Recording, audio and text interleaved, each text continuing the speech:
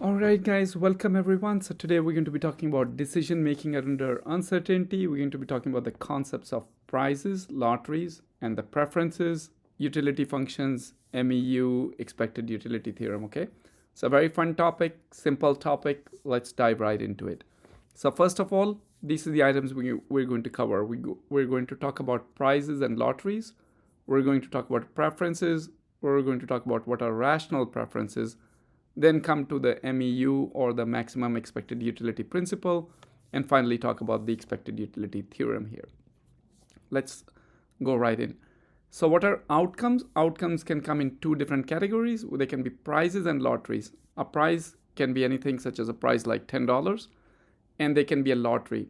A lottery can be you have two different prizes. One prize maybe you get with the probability of P, the other prize you get with the probability of 1 minus P. Now these can all be composed, so that means a lottery can be one prize and another lottery, which means that a lottery can have more than one end prize. And these are all what we talk about outcomes. And the concept of outcome can be interpreted many different ways in a game, such as a tic-tac-toe. The end result may be very simple. For an intermediate move, we may have to perform some expectation analysis, and that might be represented as a lottery. In a stock or a financial transaction, you might have the expected return also represented as a lottery. So that's where this concept of prizes and lotteries is used. And when we have these concepts of outcomes, we have to be able to choose which one is better than the other so that the agent can make its choice autonomously. Whether the agent is something like a GPT or whatever it has to make its choice autonomously, and for that it needs to have a preference. So it should have a preference amongst prices or lotteries. Again, like you see, the lotteries can be composed of other lotteries. So it may have to choose between all of them. And once it chooses, it can use this preference, the notation of preference, saying it prefers A to lottery L1, or it might say that it prefers lottery L1 to a prize B, or it may say that it's indifferent, so lottery L2, it's indifferent to L2 and B. So this is the notation that we'll use. This notation looks very similar to greater than sign, and that way, in a way, you can reuse that to remember, so that the agent prefers A over L1. Now, when we talk about preferences, we also should discuss what makes these preferences as rational. What do we define as rational preferences? So, for the preferences to be called rational, they must adhere to certain constraints.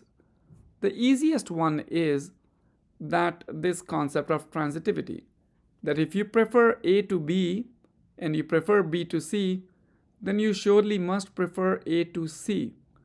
If, for example, it's not a transitive, if an agent has preferences that are not transitive, so those are intransitive, then you can induce it to give away all of its resources. You can say, hey, you have A, you have B, I'll give you A. You have A, I'll give you C. You have C, I'll give you B, because you prefer in that order.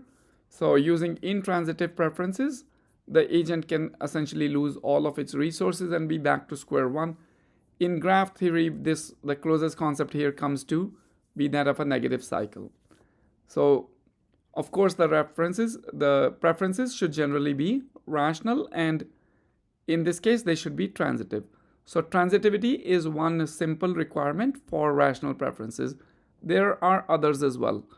First of all, given any two outcomes, the agent should be able to order them, or at least it should be able to say, I don't have a ordering between them. So that's called orderability, that it prefers A to B, or it prefers B to A, or it's indifferent.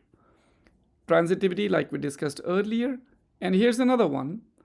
If there's an agent that prefers A to B and B to C, then surely there should be some probability, P, such that it prefers the lottery of A and C with the probability P and 1 minus P, and it's indifferent between that lottery and B. That's the axiom of continuity. Similarly, the substitutability is relatively straightforward. That if it's the agent is indifferent between A and B, then surely it must be indifferent between a lottery of A and C, and the lottery of B and C. And another axiom is the axiom of monotonicity, which means that if it prefers A to B, then surely if the probability P is greater than Q, therefore it will prefer the lottery of P, of A and B with the probability of P, over a lottery of A and B with the probability of Q. So that's the monotonicity. Again, these three axioms of rationality convey that the preferences are rational. Now, we assume that the preferences are rational, but then how do we formulate them mathematically? And our interest is in formulating them mathematically so that we can actually construct an agent that maximizes and respects our preferences. Ultimately, if you look at any different choices that the agent is making, for example, you ask the agent to generate a sonnet for you, the agent has to choose, should I use this word or that word? And then it has to make that choice, and it has to follow a certain preference order. That means it is ultimately doing a mathematical operation, and that's where this rationality and therefore the mathematical orderability comes into play here. And that is referred to as the MEU principle. So the principle of MEU, maximum expected utility, is that the agent should choose the action that maximizes its expected utility. Of course, given its current state of knowledge, but it's trying to maximize its expected utility. So now the thing to consider here is that so far we have talked about outcomes, we've talked about probabilities, but how should we define this concept of utility at all? How do we know that such a utility even exists as a quantity that we can maximize? Not as a notion, but as a quantity that we can maximize. Further, how do we know that averaging will make sense? And what if our behavior or preferences cannot be described by utilities at all? Can that happen? So that's the MEU principle, and the corresponding theorem, the expected utility theorem, originally formulated by Ramsey in 1931, which is definitely a person way ahead of his time, and then further formalized by von Neumann and Morgenstern in 1944, still two people very, very, very far ahead of their time, came up with this theorem. And the theorem says that given any preferences that satisfy these constraints, that means they're rational, they're considered rational, then there exists a real function that maps to real numbers, so real valued function, such that it will respect the ordering with respect to that utility function. So in other words, the utility of A will be, this utility function of A will be greater than or equal to utility of B if and only if it is preferred to, if the agent prefers A over B. So in this case, we're using the equal to sign on both sides, and that's perfectly fine. And that's essentially what this expected utility theorem says. Now these outcomes can be prizes as well as lotteries, and that's what this particular theorem is saying. So when you have prize A and B, you can simply take the utility of A and B. But when you have a lottery, then you have to take the weighted sum of the utility of the individual components, and then use the same probability to take the weighted sum. And that makes it more interesting or tricky. And that's what this particular theorem says, that the values assigned by you preserve the preferences amongst all outcomes, both prizes and lotteries.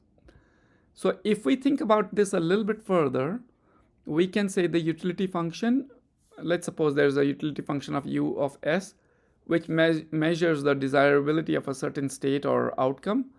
Then mathematically, that's a function from state or outcome to a real number that describes that preference. And the EUT theorem is said differently, is that if your preferences are rational, then there is a utility function that summarizes them. So that's what the EUT theorem says. Now, in this case, we should first of all acknowledge that we haven't defined the utilities. Okay, so we've done this work, but we have not defined how do you actually come up with the utility function. So in order to come up with that, let's make sure that we understand what's the nuance here. If let's suppose we're just doing some minimax reasoning, in the case of adversarial search like tic-tac-toe, etc., you go left, this happens, you go right, this happens. So for the worst case terminal function, you can come up with any kind of a utility that just wants the better states to give a higher evaluation, and we say that it is that's a bare minimum. But then for the minimax to work, you can actually change your utility function many different ways. So as long as you keep it monotonic transformation, your minimax will still work the same way, because it will still choose the one that takes the maximum over the maximum of the minimum, right? So this is what we call that this is insensitive to any monotonic transformation.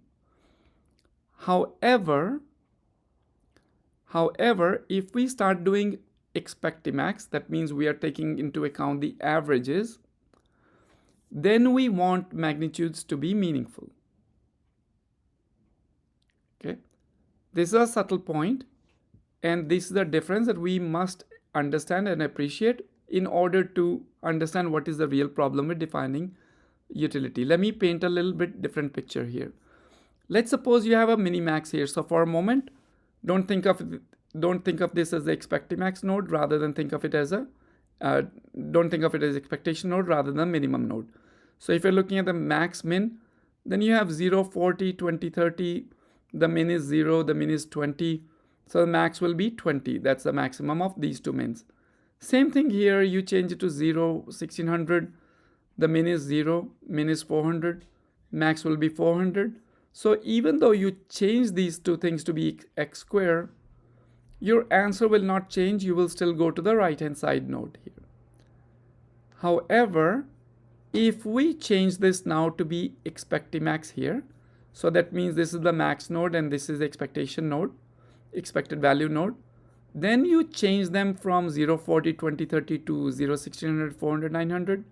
That means you did an x square operation. Now your answer will change. The average of this one was 20. The average of this one is 800. The average of this one was 25. So this prefers the right hand side. Versus now, the average of this one is 800 versus the average of this one is what? 650.